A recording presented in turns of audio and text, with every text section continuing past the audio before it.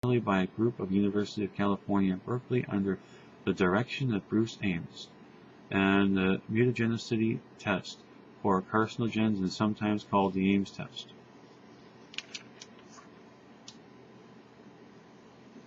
Protocol for the Ames test. The standard way to test chemicals for mutagenesis has been determined if the rate of back mutation reversion in strains of bacteria that are oxotrophic for some nutrient is increased by the suspected mutagen. It is important that the original mutation be a point mutation to reversion can occur. So reversion can occur when cells of such oxotrophic strain are spread on a medium lacking the required nutrient. On amino acid, no growth occurs, and even very large populations of cells can be spread on the plate without formation of visible colonies. However, if back mutants revertants are present, those cells will be able to form colonies. Thus, if 10 to the power of 8 cells are spread on the surface of a single plate, even as few as 10 to the 20 revertants can be detected by the 10 to the 20 colonies they form. If the reversion rate has been increased by a chemical mutagen, the number of revertant colonies will also increase. Histidine, osteotrophs, salmonella, and enterica, tryptophan oxotrophs, and Escherichia coli have been the major tools of the Ames test. Although the simple test of chemicals for mutagenesis in bacteria have been carried out for a long time, two elements have been introduced in the Ames test and to make it much more powerful. The first of these is the use of strains of bacteria that almost exclusively use error-prone pathways to repair DNA damage. The second important element in the Ames test is the use of liver enzyme preparations to convert the chemicals into their active mutagenic and carcinogenic forms. It has been well established that many potent carcinogens are not directly carcinogenic or mutagenic, but undergo chemical changes in the human body that convert them into active substances. These changes take place primarily in the liver, where the enzyme mixed function oxygenesis, normally involved in detoxification, causes formation of epoxidase.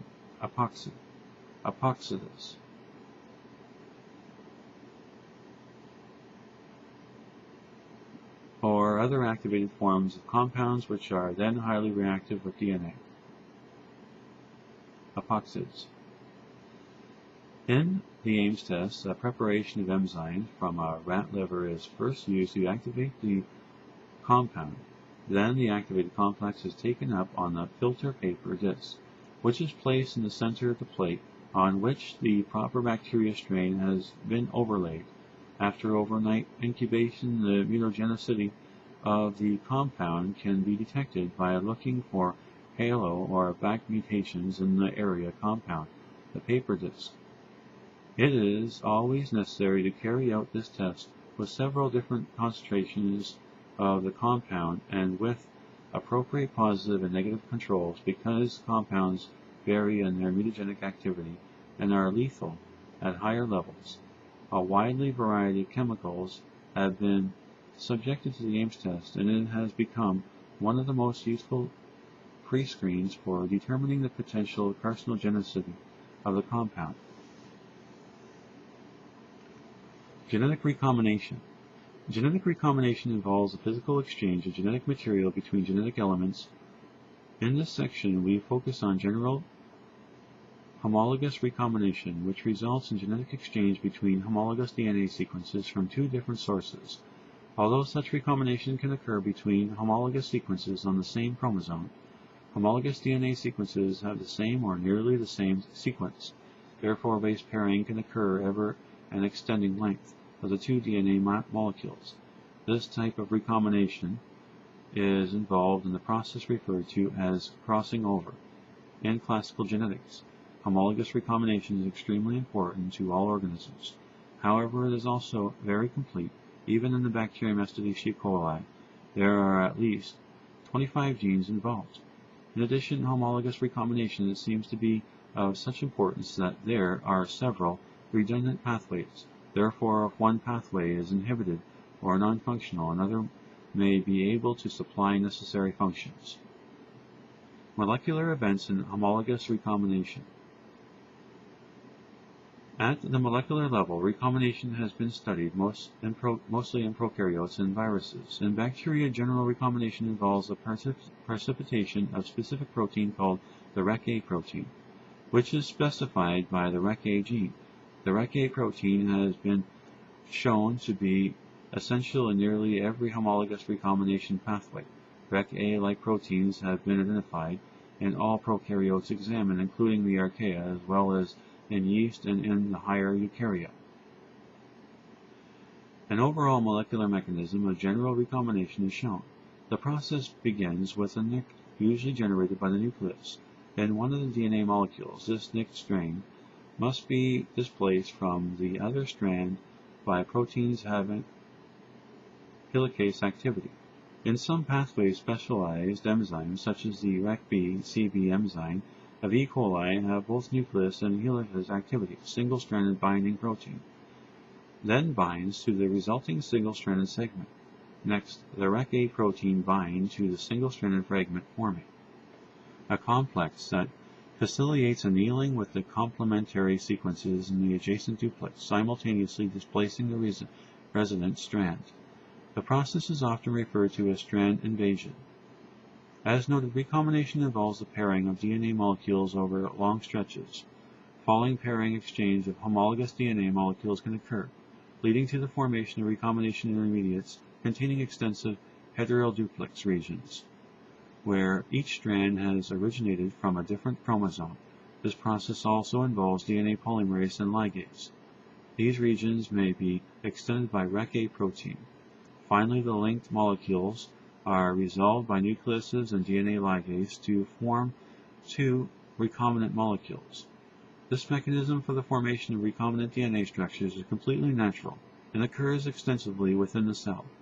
Where it leads to the formation of new genotypes depends on whether the two molecules undergoing recombination differ genetically in regions.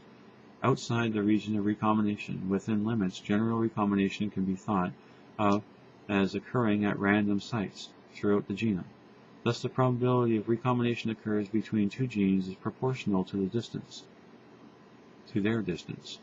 This fact is useful for genetic mapping. By recombination analysis, it is possible to map the possibility of genes on chromosomes because of the farther two genes are apparent, the more likely they are to show recombination. For new genotypes to arise as a part of the result, for new genotypes to arise as a result of general recombination, it is essential that the two homologous sequences be genetically distant. This is the case of diploid eukaryotic cell, which has two sets of chromosomes, one from each parent. The two distant molecules are brought together as a result of sexual reproduction, a process that occurs as part of the regular life cycles of most eukaryotic organisms. In prokaryotes, genetically distant but homologous DNA molecules are brought together in different ways. But the process of genetic recombination is no less important. Recombination can also be critical in the life cycle of some viruses. We discussed some certain bacteriophages, such as T4 and T7, require homologous recombination as a step during DNA replication. In prokaryote, genetic recombination is observed because fragments of homologous DNA from a donor chromosome are transferred to a recipient cell by one of three processes: transformation, transduction, and conjugation. It is after the transfer, when the DNA fragment from the host is in the recipient cell, that homologous recombination may occur, because in prokaryotes a chromosome fragment is transferred. If recombination does not occur, the fragment will be lost because it cannot replicate independently. Therefore, it is important to remember that in prokaryotes, transfer is just the first step in obtaining recombinant organisms.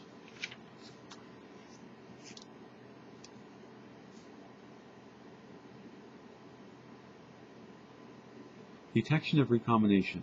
In order to detect physical exchange of DNA segments, the cells resulting from the recombination must be phenotypically different from the parents and cross-involving microorganisms.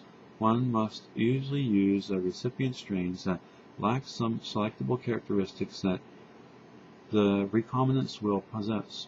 For instance, the recipient may not be able to grow on a particular medium, and genetic recombinants are selected that can. Various kinds of selectable and non-selectable markers, such as drug resistance, nutritional requirements, and so on, were discussed. The exceeding great sensitivity of the selection process is shown by the fact that 10 to the power of 8 or more bacterial cells can be spread on the simple plate, and if proper selective conditions are used, no parental colonies will appear, whereas even a few recombinants can form colonies. The only requirement is that the reverse mutation rate for the selected characteristic be low. Because revertants will also form colonies, this problem can often be overcome by using double mutants. Because it is very unlikely that two back mutations will occur in the same cell,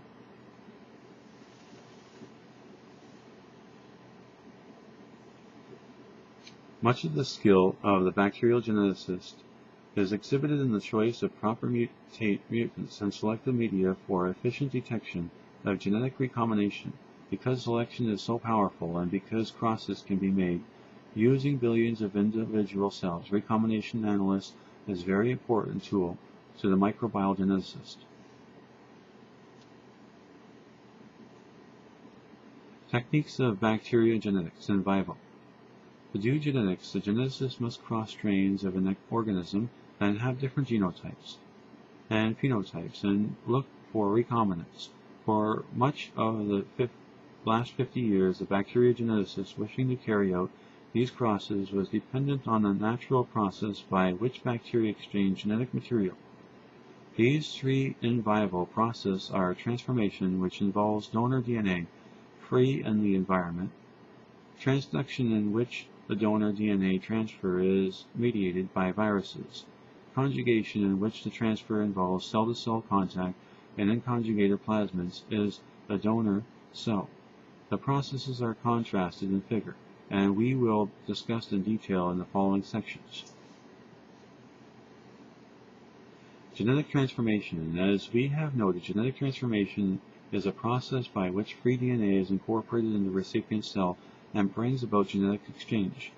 The discovered genetic transformation in bacteria was one of the outstanding events in biology, as it led to experiments demonstrating that DNA is the genetic material. In the box. See the box. Origins of bacteria genetics. The discovery became the keystone of molecular biology and modern genetics. A number of prokaryotes have been found to be naturally transformable, including certain species of both gram-negative and gram-positive bacteria, and some species of archaea. However, even within transformable genera, only certain strains or species are transformable, since the DNA of prokaryotes is present in the cell as a large single molecule. When the cell is greatly lysed, the DNA pours out. Because of its extreme length, the DNA molecule breaks easily even after gene extraction.